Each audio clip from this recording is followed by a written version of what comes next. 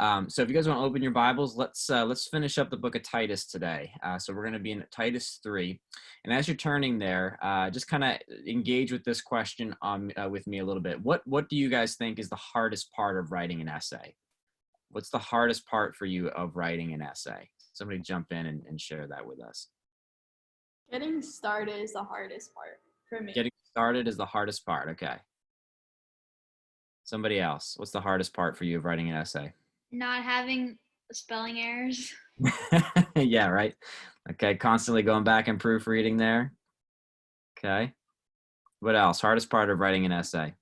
Also, I just had to write a paper and it was supposed to be 3 pages long and I just kept trying to extend it and I was like, at some point this is just like, I'm just repeating myself. I can't get this to be any longer than it is. Yeah. I remember trying to use lots of adjectives and adverbs, very, very, very important thing that happened. Expand that word count as much as possible. All right. Anybody else? Hard parts of writing an essay? Trying to find enough evidence to back your reason up. Yeah. So some of that, I don't know if you guys write papers the way I used to, which is when I get the assignment, I immediately will just start stockpiling different things that I know I want to cite at some point. But then when you go back to actually write the paper, when it's time to submit it, it's well, there was a quote in here somewhere that I wanted, and now I can't find it. And trying to build your argument, because you have to use sources, right? You can't just use your own thoughts. So that's definitely a challenging thing, Noah. Anybody else? A hard part of writing a paper?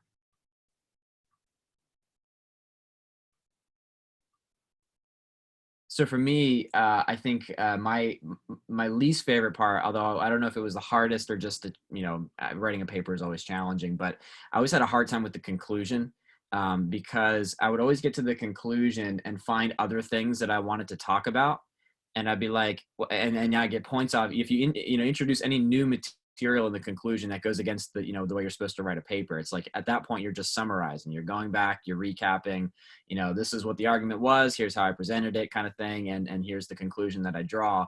You're not supposed to introduce any new material there, but for whatever reason, in the way my mind works, whenever I would get to that recap time, it'd always be there's more that I want to say, and then I sort of am undermining the strength of my paper by adding any of that kind of stuff at that point. So I don't know if anybody else suffers with that same thing. I'm with Ellie on the proofreading thing. It's I'm always looking for errors and fixing my sentences. And I feel my writing style is always I write it, but I'm basically just editing the whole time. I'm not really adding anything new. Throw it all out there and then just constantly edit and look for spelling errors and stuff. But so when we come to the end of Titus here, I think that what we're going to cover today is kind of a recap. It's not necessarily new material, but it is a concluding series of thoughts here. Just a small couple of verses we're going to look at in our time together today, but it's like the recap. It's Paul's looking back and he's saying, Titus, here are the things that are most important from what we've discussed in this letter, and you gotta observe these things. You gotta follow these things. That's the most important thing that you need to do with your time. So let's read. We're actually going to read this in 2 sections. So we'll read verses 8 to 11 of Titus 3, and then we'll kind of just spend a few minutes and look at the last couple of verses together, verses 12 through 15. But for now, let's just read 8 to 11. Someone want to read that for us? Titus chapter 3, verses 8 to 11. Anybody want to read that for us?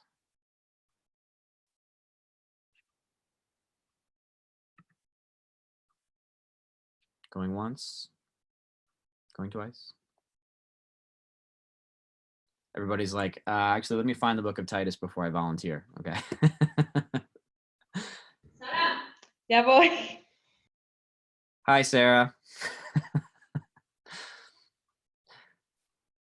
All right, I'll read it for us. You guys can follow along, jump in where you are there. So Titus 3, starting in verse 8, Paul, again, coming to the conclusion of the letter, says, "This saying is trustworthy, and I want you to insist on these things, so that those who have believed in God may be careful to devote themselves to good works. These things are excellent and profitable for people. But avoid foolish controversies, genealogies, dissensions, and quarrels about the law, for they are unprofitable and worthless. As for a person who stirs up division, after warning him once and then twice, have nothing more to do with him, knowing that such a person is warped and sinful. he is self-condemned. So let's just pause there. Let's take that much. First of all, just to kind of get us where we need to be, I think the headspace we need to be. When Paul is talking about the saying in verse 8, the saying is trustworthy. I think he's talking about the message of the gospel that he just unpacked. So he in verses chapter 3, verses 4 to 7, he's just kind of like outlined the gospel in a sentence.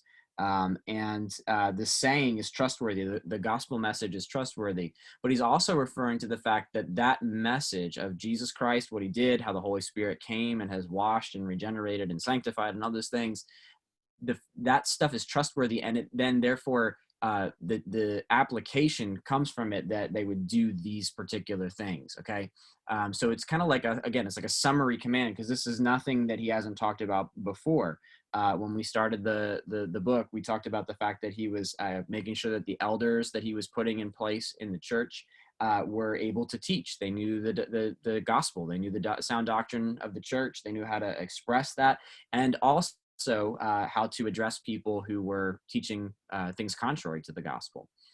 So again, nothing new being said here, but he's reminding Titus of the fact that the grounding thing, the central thing, the empowering thing is the gospel message. And so that saying is trustworthy, and that's why we insist on these things. It's not that we're after preferences. It's not that we're after just trying to do things our way, but rather the gospel mandates certain things. And so therefore, here's how you should live out and the things that you should teach. Now, look with me at verses 8 and 9, because I think there are sort of two commands that are being given here, two exhortations or two specific commands that are given here.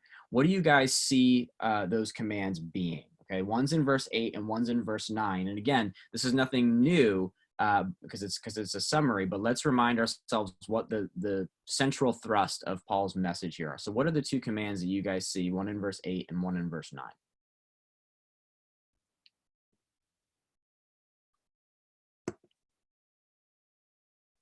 Take a peek and then give me your thoughts.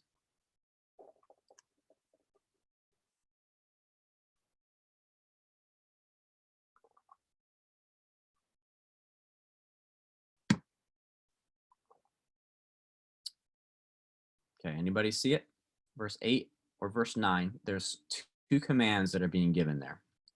They have to devote themselves to doing good. Yes, devote themselves to good works, okay? And then what's the second one? Avoid foolish controversies and quarrels and arguments. Yeah, absolutely. Okay, so avoid I don't know if you guys remember back to when we started this conversation, but there's this contrast between what the good leader will look like and what a false teacher will look like. And there's no room in an elder in the church or a teacher in the church. There's no room in his character for these character qualities that would also define what a false teacher would look like. So, be devoted to good works. That's command number one. And then avoid the way that the false teachers are behaving, acting, thinking, and operating. Those are really the sort of two sides of the same coin, but they're two different commands. So devote themselves to good works. And for those of you who are just kind of joining us for the first time and weren't part of the earlier conversations, when we talk about good works, there's probably a lot of confusion in terms of what good works are even in Christianity today, because we sometimes associate that term with like a sort of a Catholic faith where you are doing good things to earn God's favor and earn your place in heaven kind of thing. And that's not what this is talking about, but rather as Christians, where we are saved by faith through grace alone, there's a lifestyle that results from that is an outpouring of good works. And that's why Ephesians 2:10 says that we are God's workmanship created in Christ Jesus for good works. That comes right on the heels of Paul saying it's not by works that you've been saved, it's by grace alone through faith. So these two things go together, that we are saved by faith alone, but then we live out these lives that are devoted to doing things that are going to build God's kingdom, that are going to love our fellow men, right? So on and so forth. And that's sort of the evidence of real saving faith. So that's why this command is so important, that Christians, and especially leaders in the church, because that's who this letter is kind of specifically targeting, would practice this, that they would be devoted to good works. Now notice that he says the saying is trustworthy. I want you to insist on these things. so that those who have believed in God may be careful to devote themselves to good works. And then there's two adjectives that he uses here. He says, these things are excellent and profitable. These things are excellent and profitable. That is, devoting themselves to good works is excellent and profitable. And so just a little background on these words, I don't expect you to know Greek, and I don't really even know Greek. I just kind of use my dictionary here. But the word for excellent is a word in Greek that means beautiful. So it's an appealing thing, okay?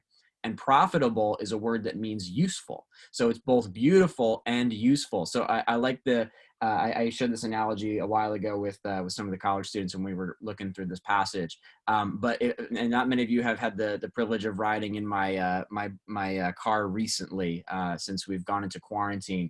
But those of you who have been in my car know that the ceiling is kind of falling in, the upholstery is like coming apart, and Jonathan is laughing because he's been in my car like 600 times.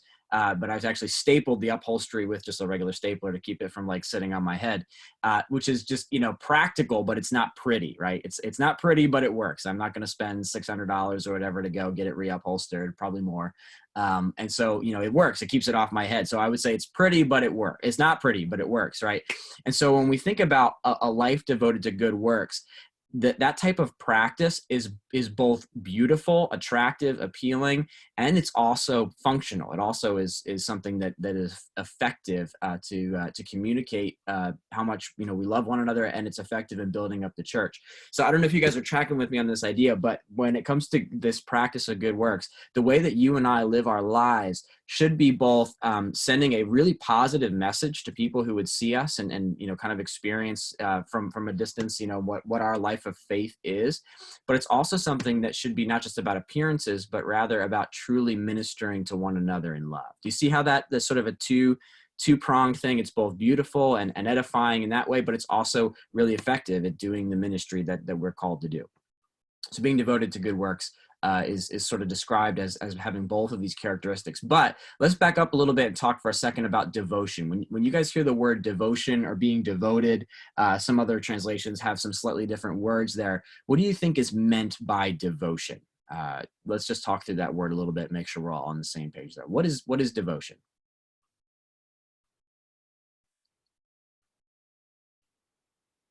Somebody give me a thought on that word. Pouring your heart and soul into one thing and one thing only, maybe. Oh, cool. So it's like a singular focus, but also pouring your heart and your soul into that. That's great. Anybody else? Devotion? Are there any other words that you can think of that kind of are synonymous with that? Constant effort. Dedicated. I heard dedicated. Yep. Sarah, what were you going to say? Constant effort. Constant effort. Okay. So it's not just a one-time thing. It's an ongoing thing. Awesome. Commitment. Commitment. Great. Okay. Anybody else want to add to that?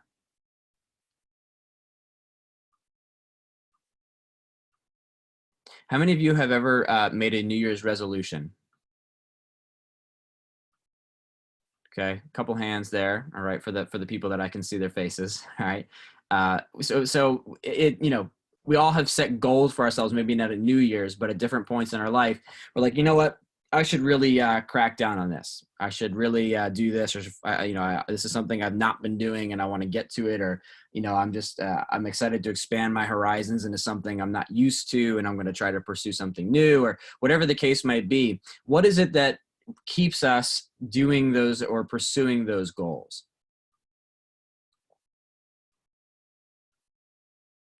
Devotion. Okay. Yes. Right. Justin, I think it could also be the fact that we have like people that can keep us accountable. Yeah. Family members or friends. Yeah, absolutely. Some of the best goals, or maybe some of the best way to strategize to keep our goals, is to involve other people. Nothing kills a goal like kind of keeping it quiet and not really telling anybody. For sometimes we want to prove something to ourselves that we're capable of doing something, or You know, sometimes it's kind of like a surprise to other people. So, you know, there's certainly not always bad reasons for not involving other people. But, you know, if we really want to ensure that we're going to be faithful to follow through with what we set out to do, you know, accountability will go a long way with it. Absolutely. Um, you know, so when we talk about devotion, we're talking about, you know, personal commitment, you know, that I'm going to follow through with what I said I would do. You know, another interesting Greek word study here is just that this word for devotion, it's actually speaking of self-rule. So it actually is very closely associated with the idea of self-control, which we've been talking about over and over again in this little book. So it's about maintaining self-rule. It's about looking at myself and saying, these are the things that God requires of me, and I'm going to live and maintain a lifestyle that looks like this. You know, and we've outlined some character qualities that, you know, that leaders should have over the last few weeks. But, you know, it's not just this convenient, like, you know, oh, maybe every once every New Year's I'm going to revisit this and then and think about how I can do a better job, and then never do it again during the year. But rather it's this ongoing lifestyle. It's a maintained priority. It's commitment. It's personal commitment to this goal. And again, not just because it's something that I think would be a good idea, but rather because this is the command of the Lord. This is how I'm going to live out my faith in such a way that I'm going to demonstrate my true salvation and also influence other people to follow suit. Okay, does that make sense to you guys? So devotion, it's beautiful, it's attractive, you know, it creates a positive testimony, but it also is functional in equipping helping equip other people for the same type of lifestyle. So that's the first command: devote themselves to good works. And then in verse 9, we get this, you know, avoid foolish controversies, genealogies, dissensions, and quarrels about the law, for they are unprofitable and worthless. So in other words, avoid the manner of the false teachers. This really describes the way they used to, you know, the way that they would speak. As a matter of fact, if you look back over at Titus 1, verse 10, he described them, those who would be false teachers, as insubordinate, empty talkers, and deceivers. In verse 11, they upset the whole families by teaching for shameful gain what they ought not to teach. And then it actually says they follow the pattern of, you know, in verse 12, of their own people, that culturally speaking, they are liars, evil beasts, and lazy gluttons, okay? Which is not a very positive description of anybody, but that's what these false teachers are like. They're selfish. They're focused only on arguing, distracting, and leading people astray, though they themselves are often self-deceived in this. So how does this verse describe what types of behavior are to be avoided? So back at verse 9, it told us to avoid certain things. And as you read that and as you think about what those things might represent, how and why is it telling us to avoid those specific topics of conversation?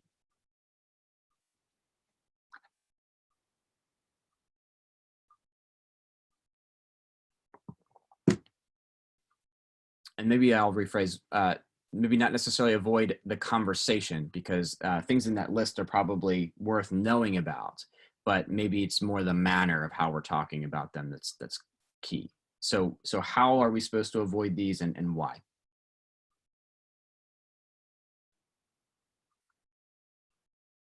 What's the problem that you see in the way these things are being discussed?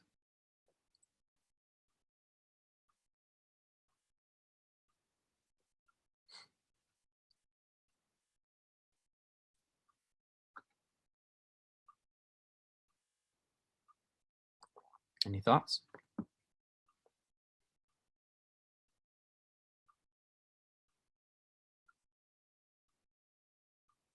Well, let's do some more word study. Let's take a look at some of the ways these things are being described. So foolish controversies. Okay. Now, if there's a controversy in the church, there's some kind of an issue that is going on. It's something that needs to be addressed, right? If there's something going on that involves somebody sinning, somebody, you know, there's a false teaching going around. Like, we have to talk about this. We have to, you know, understand why this is being, you know, believed, or, you know, what's going on here in order to set things right. But notice that it's a foolish controversy, right? So there are things that are discussed, you know, there are topics of disagreement, preferential kinds of conversations that are totally useless to edify anybody, right? Like it's not even worth entertaining the thought, about certain kinds of arguments because it's not really building anybody up. So a foolish controversy is really something that is just, it's just there's no redeeming value associated with it. Does that make sense? Just a total waste of time kind of argument. And with that, the other word that's in here, there's two other words that kind of describe argumentation, which is dissension and quarreling. And then he goes on to say that they're unprofitable and worthless. So there's something about the way these things are being discussed that makes them, that just makes them more argumentative than beneficial to the hearers. Let me ask you this question. Have you ever had a relationship with someone where that person made everything into an argument? All right. I'm not asking for you to point fingers at the square that person's face is in right now. Okay. Rather, when we have these types of relationships with people where it's like, even when I agree with them, somehow they find a way to disagree with me on what I'm agreeing with them on. Right. That can be very, very frustrating. Right. And I've got a couple of individuals in mind, thankfully, none of whom are in third place. Who I've had this relationship with, where it's like, I'm actually trying to find common ground with you, spiritually speaking, on this issue that you have a disagreement on. And even where I'm trying to align my thinking with yours to love you well and communicate grace and try to understand, like, you're still arguing with me, and that is not beneficial to our relationship. That's not, beneficial to our growing. Right. And so, that's just a problem, and so we need to be cautious of how, for us, because we don't want to have that type of relationship with other people. We don't want to have the type of attitude that is everybody else is wrong and I am right on everything, right? I don't want to be so opinionated and so sure of myself that I'm going to pick an argument with everybody about, especially about things that don't matter. There's lots of people that just, the philosophy behind what they believe, they just love to argue about that stuff, and while it's great to explore thoughts, it's great to share opinions, and understand each other's points of view. One writer has said that, I guess Americans in particular, we don't really know how to listen, because when we're listening, we're really just planning the next thing that it is that we're going to say. And so, that can be a problem when it comes to having discussions about challenging, spiritual things or beliefs or, different thought processes in the world today. So, Paul's instructing Titus to oppose false teachers. He's got to address them. Actually, it told him in verse 13, rebuke them sharply that they may be sound in the faith. So he can't avoid these people. He's got to engage with them at some level. But he's not supposed to allow the things that they want to talk about, that they are thinking are controversial, the things that they are challenging the gospel with, to dictate what he's going to talk to them about. No, he's going to bring them back to the gospel. He's going to show them, here's what God says, and that's the end of the conversation, kind of thing. So maybe let's try to put some perspective on this. Can you guys think of any kind of things that would fit that idea of a myth or a controversy, or something that is, perhaps popularly talked about today, but ultimately distracts from the gospel message? Does anything come to mind for you guys that kind of fits that, so we can kind of get a better picture of what's being described here? Foolish arguments, quarrels about different things. What comes to mind when you think about that sort of discussion?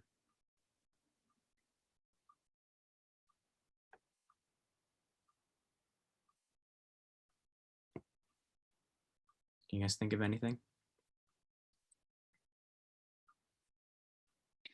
I think, and this might be a little controversial, but I think a lot of times when people talk about politics, they just want to have an argument with you. They don't actually care about what they're talking about. Or maybe they just want to have an argument more than to talk about it. They just are looking for an argument, so they decide to talk about politics. Not all the time, but I think that's just an example. No, yeah, you're right. Not everybody who is politically minded is argumentative, but a lot of people who are, right? When we're really, and I think it probably has to do with a lot of I don't know, it's almost an identity thing, I align myself as a conservative, and so therefore I must espouse conservative political views to everybody, and anybody who thinks differently than me is the devil, right? And that's kind of the way that both sides of that spectrum tend to think when it's an identity question, when it's, well, and it's interesting, we're talking about devotion, being passionately committed to something, and so, a lot of people are passionately committed to politics. It's something they're very interested in. They care a lot about our country. They care a lot about, about certain things. And that's not bad in and of itself, but it is bad if that's the only thing we want to discuss or the only thing that we argue about. Okay. So definitely political conversations can fit into this. Any other things coming to mind for you guys? Things that fit the category of a foolish controversy or a myth that obscures the gospel, or things that people like to argue about. Sorry, my note. I thought I had do not disturb on. There we go. No more text messages. Okay.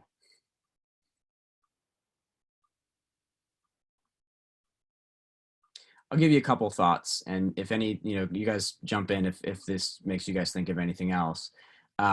So this actually might be a little dated now. I haven't seen this in the last probably this year, but there are our culture is obsessed with sort of apocryphal things relating to the Bible. In other words, like the Gospel of Judas, and things that, like in the book of in like Dan Brown's books about the secret relationship between Jesus and Mary Magdalene, and there's lots of other writings that are sort of dated from relatively the same time period as the actual Gospels are.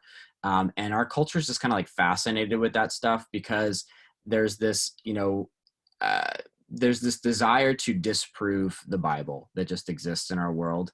And so people will always say, well, here's this secret message that was part of the Bible at one point, and now it's not in there anymore, and why did the church fathers remove it? And it's like this desire to cast suspicion and doubt, and so I think that there's a kind of a fascination with that kind of stuff that causes people to want to talk about that instead of what the actual gospel says. Does that make sense?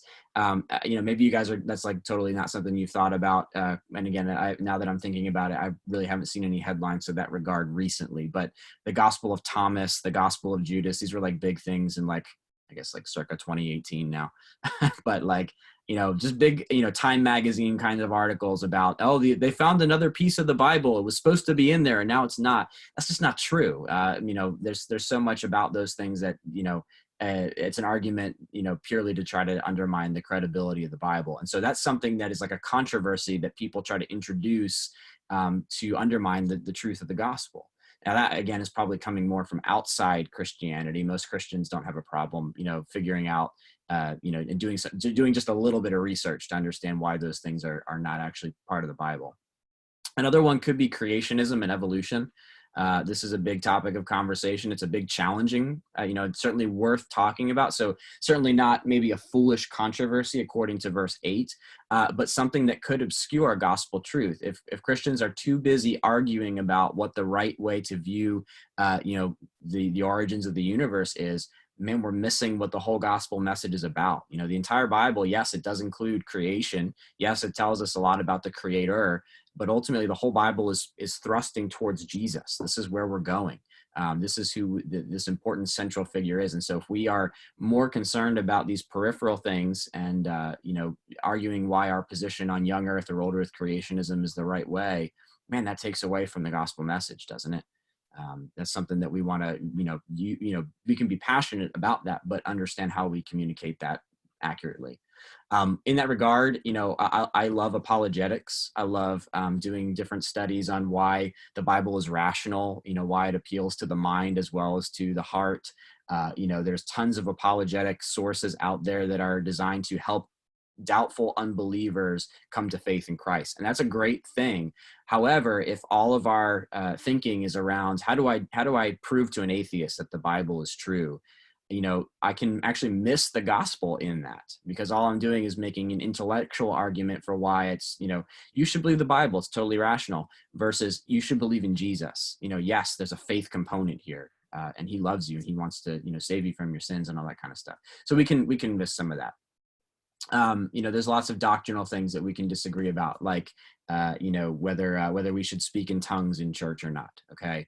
Where the beginning and ending of spiritual gifts is, what are the parameters on that?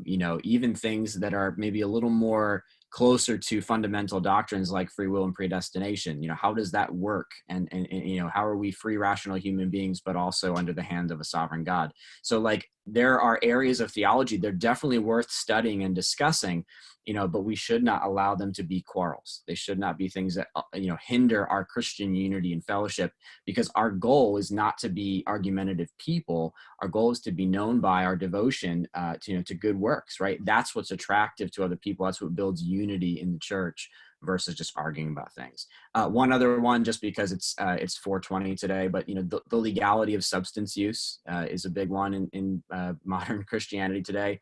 If you guys are totally unaware of that, 420 is like National Marijuana Day.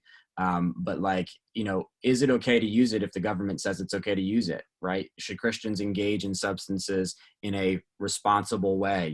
These are big conversations, and, we need to be aware of that, because there are things that can be used to obscure what living for Christ really looks like. You guys tracking with me on this? All right.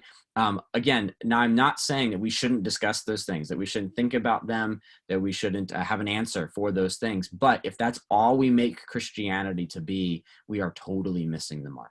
Okay. We're all about living out the gospel, sharing the gospel through our love and devotion to one another. Interesting, as we move on here, that when we encounter those types of people, Titus is told, as in verse 10, as for a person who stirs up division, after warning him once and then twice, have nothing more to do with him. Knowing that such a person is warped and sinful, he is self-condemned. Now, this is a conversation at a church level, so he's actually talking about church discipline here. He's not talking about, as an individual, when you and I have a conversation with somebody who's argumentative, that once we have that conversation twice, we should never talk to that person again, right? We're talking about a division in the church that gets to the point where they are leading people astray, where they're causing conflict, to the point where the church leadership has to be involved in the process here, okay? And what he's actually describing here, if you go into to study it, this is the final stage of church discipline. In other words, when somebody has been addressed on their sin issue multiple times by multiple people, and they still refuse to change or admit wrongdoing or repent, right? That at that point you treat that person like an unbeliever. Okay. Now, it's possible that the person being described here is not actually a member of that church body. And so all you can do at that point is say, you're not welcome to attend our church anymore, because all you're doing is causing division. You're just arguing with everyone, kind of thing. At which case you can't really discipline that person because they're not part of your church body, but you can choose how you're going to interact with them. And just a quick reminder on this, church discipline is not something that is intended to shame people, to make them feel ostracized and unloved. It's actually intended to help them see sin is a big deal.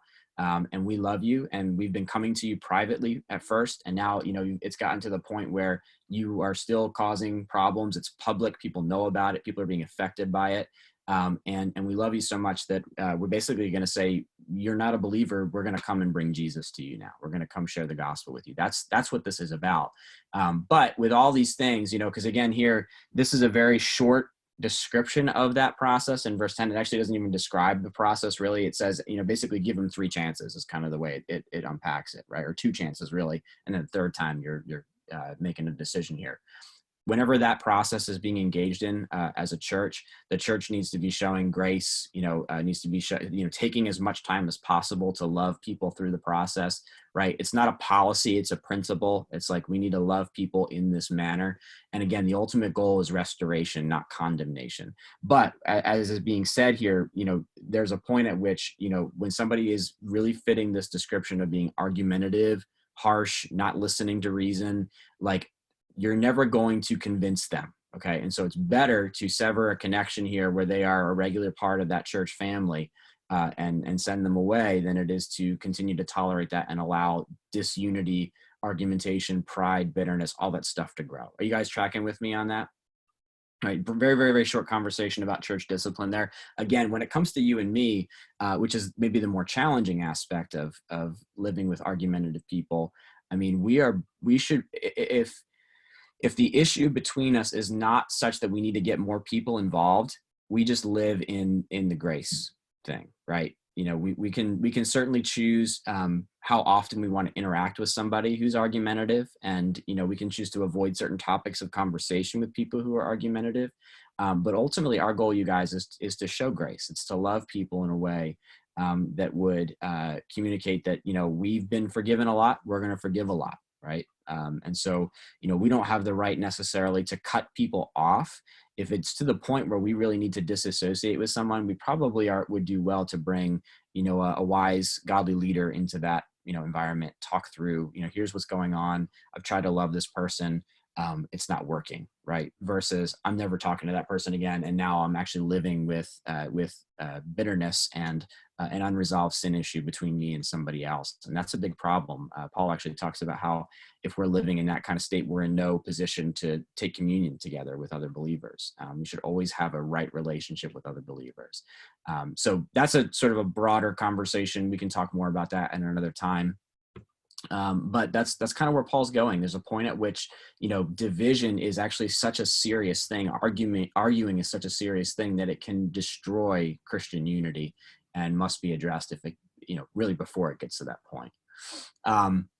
It says here that in verse 11 that that individual who is kind of fitting that description, he's self-condemned. He's quarrelsome, and so it's obvious. And the words there are actually, it's sort of two Greek words that talk about missing the mark, which is just the word for sin. And also, you know, their priorities are turned inside out, or perverted is another word that could be used there. And so this person has refused to receive rebuke, right? And what it's proving is that that person is not truly a believer and must therefore be excluded from the Christian community. You know, again, not to shame or make them feel terrible about themselves, but rather to say you are causing division and it's not tolerated in our church body. And by the way, we're also going to treat you, you know, like an unbeliever, which means we're going to share Jesus with you. We're going to share the gospel with you. And what's important about this is that it's a problem associated with their speech. You know, they're speaking in such a way that is argumentative, quarrelsome. And what we see, actually, if we took a look over at Matthew 12, is that the way that we speak is an indicator of the condition of our hearts, right? Jesus says it's out of the abundance of the heart that the mouth speaks. And he actually goes on in that same section to say that, you know, when judgment comes, we are held accountable for every careless word we say. So again, division, you know, big deal, right? Causing disunity, argumentation, you know, quarreling about things. It's a big deal. It's not just some small issue. It actually has the potential to explode into this huge conflict causing kind of thing. So let's just kind of, you know, wrap up here with a couple of thoughts. What are some things that you would say, if anybody's willing to be a little transparent here, what are some things you say you'd like to change about your own speech? What are some things that you would say, you know, I know this is something I need to work on when it comes to the way I speak, or when I speak, or how I speak? Anybody willing to share any thoughts on that? Any goals on speech?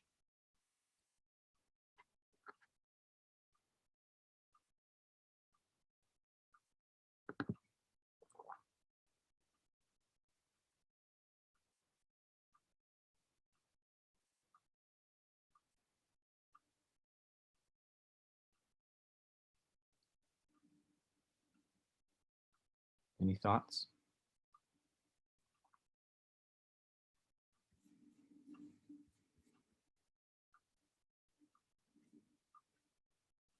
A little bit, because some of it can be very like tearing down.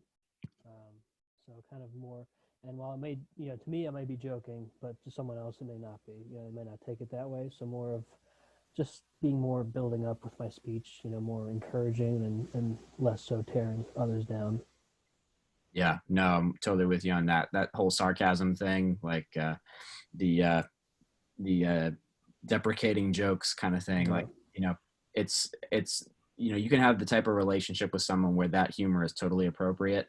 But if that just becomes my modus operandi when it comes to talking to Right. people, that's a problem. And it can even be a little like almost if you're talking with somebody about somebody else, a little bit like gossip too, as you're Yeah. maybe you say something about that person and you're kind of joking, but maybe you're not. Yeah, there is some truth in there. Yeah. The only rapper I like, he calls himself Propaganda, is he has this line where he says, the only time we're really being serious is when we're being sarcastic, Mm-hmm. uh, Yeah. which is a great thought, right? That we can hide our true feelings by being sarcastic. And that, but I'm being deceitful because I'm in your face about it, right? I'm saying something sarcastically. That's really what I'm upset about, actually, but I'm treating it like a joke, and I'm misleading and I'm tearing down. Okay. Any other thoughts on speech? I'm with you on that one, Michael.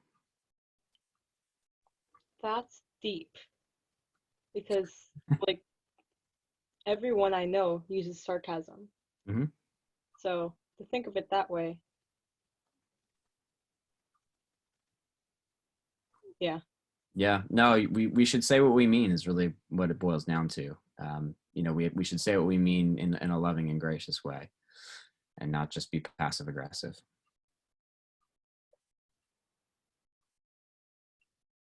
Okay. I think one thing I strive to be a good listener. I want to always hear what other people have to say, and not be the type of person who's just anticipating my response. What I'm going to say back to somebody. But that's something I want to work on. Anybody else? Ways that you speak?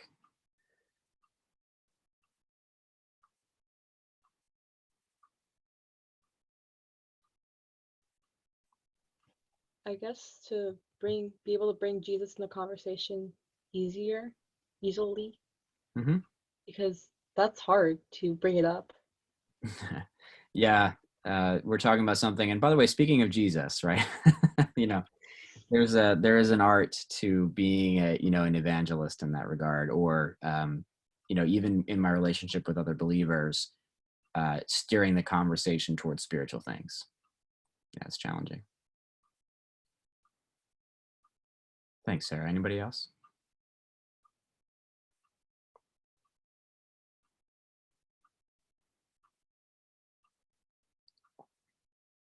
Well, again, the question of, what is my speech saying about myself to other people? What are other people getting about my character from the way that I speak to or about other people?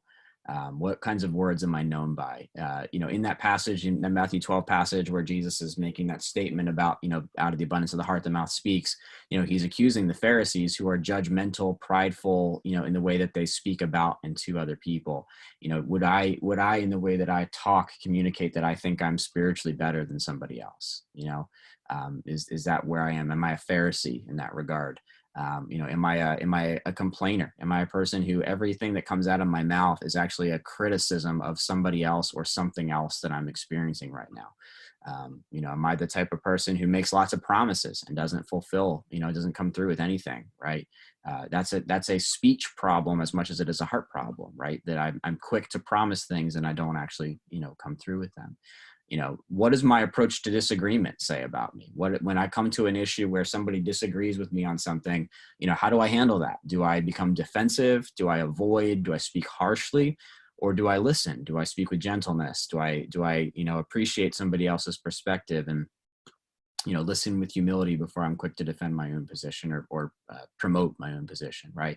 So there's just some things to think about, you guys. Not that we would necessarily say that, any of us are fitting the description of someone here who is about, in danger of being kicked out of a church, right? That's certainly not what I'm suggesting, but that starts somewhere, right? That attitude of being argumentative, of only caring about worthless things, it starts somewhere.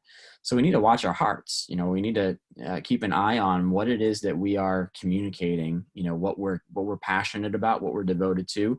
Are we fulfilling part one of that command, right? That we're devoted to good works and not just devoted to the things that are our opinions, right? So let's just, we got like a minute left here. So verse 12, he's going to address a couple people. He's writing his salutations here. When I send Artemis or Tychicus to you, do your best to come to me at Nicopolis, for I've decided to spend the winter there. Do your best to speed Zenas, the lawyer, and Apollos on their way. See that they lack nothing. And let our people, here's the command again, learn to devote themselves to good works so as to help cases of urgent need and not be unfruitful. All who are with me send greetings to you. Grace greet those who love us in the faith. Grace be with you all. We don't know basically anything about those people other than Tychicus and Apollos both pop up in multiple places, but they're fellow ministers with Paul. They're capable of being sent, trusted, and commissioned. And they, the example that the rest of the church is to follow is to support those guys in their labor for the gospel. That idea of what does good works look like? Well, being devoted to help cases of urgent need is a really strong example of good works. Physical need. What is it that people in the community need, and how can we be caring for it? But this is the final thing that Paul is sending. There's some church leaders, men who are examples of the type of people that Paul wants Titus to put in place in Crete, like Artemis, like Tychicus, like Zenos, like Apollos. These guys are exemplary, though again we don't know much about them personally, and the church is supposed to support them. By the way, this letter, you might remember we talked about this early on. This is one of Paul's late letters, late in his ministry career. He's a little closer to his execution than to the beginning of his ministry at this point.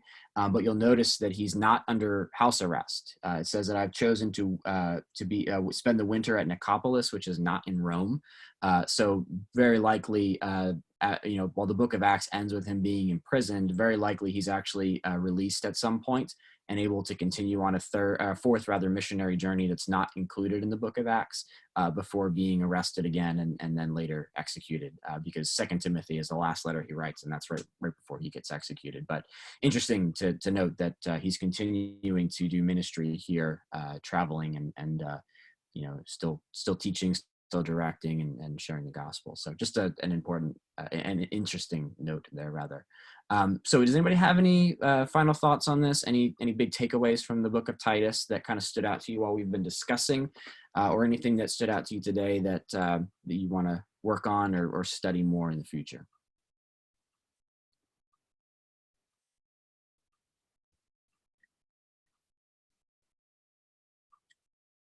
Anybody learn anything?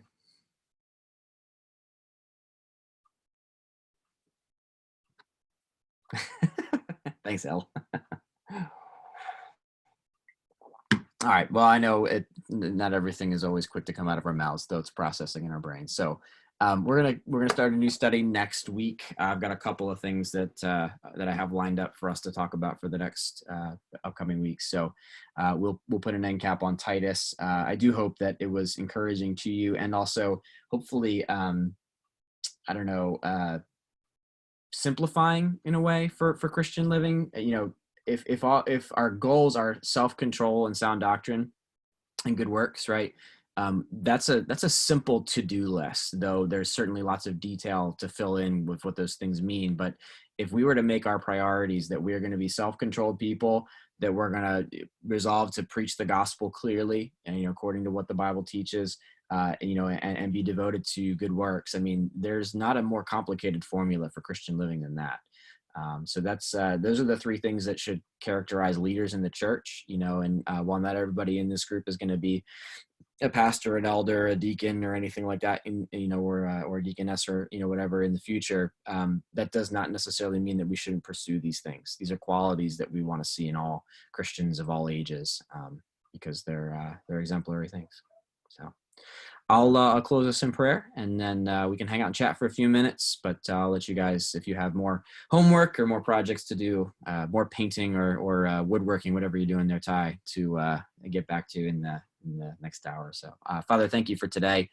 Thank you for these men and women who have joined us today to study your word. Lord, I pray that this has been an edifying time. Lord, I pray that it's also challenged some thinking, and Lord, I would pray that each one of us would be quick to evaluate where we stand on the issue of speech in particular, because, man, we just let things come out of our mouths all the time without thinking about it truly.